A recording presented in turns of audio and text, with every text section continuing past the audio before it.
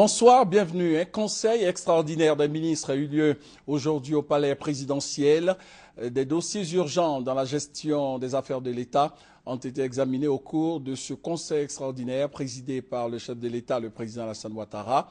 Au journal de 20 h, vous aurez le compte-rendu de nos reporters. La 93e session du Conseil permanent de l'OIF, l'Organisation internationale de la francophonie, s'est ouverte aujourd'hui à Dakar au Sénégal, 4 jours avant la tenue du 15e sommet de l'organisation qui démarre officiellement le samedi 29 novembre prochain en présence des chefs d'État et de gouvernement des pays qui ont en commun l'usage du français. Au cours de ce sommet, les chefs d'État et de gouvernement vont définir les prochaines orientations de la francophonie, statuer sur l'admission de nouveaux pays membres et élire le prochain secrétaire général de la francophonie. Les temps forts de l'ouverture de la 93e session du Conseil permanent de l'OIF seront proposés à 20 h par notre envoyé spécial à Dakar, Gabriel Zani.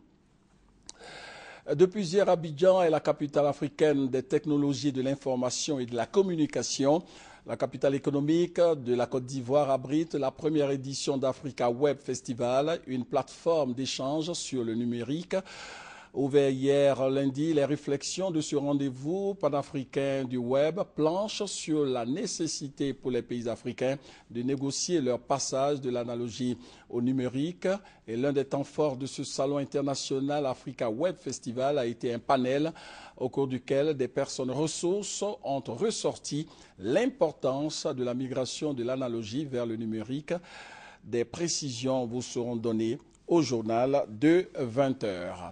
Le monde entier célèbre ce mardi 25 novembre la journée internationale pour l'élimination de la violence contre les femmes autour du thème « L'élimination de toutes les formes de violence à l'égard des filles et des filles et des femmes, y compris les pratiques humiliantes et dégradantes contre la traite et le trafic ».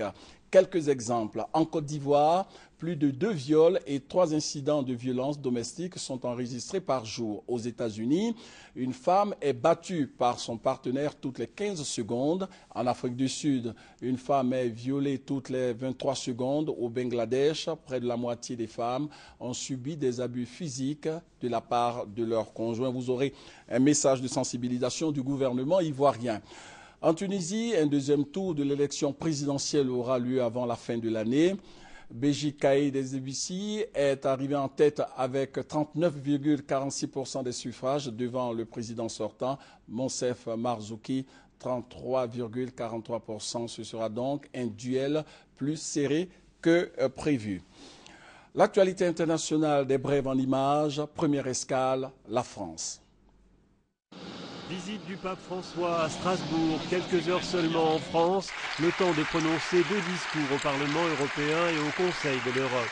Le souverain pontife a invité les Européens à renouer avec leurs grands idéaux en accordant plus d'importance à la personne humaine qu'à l'économie, pour que l'Europe retrouve ses valeurs fondamentales inspirées par le message chrétien.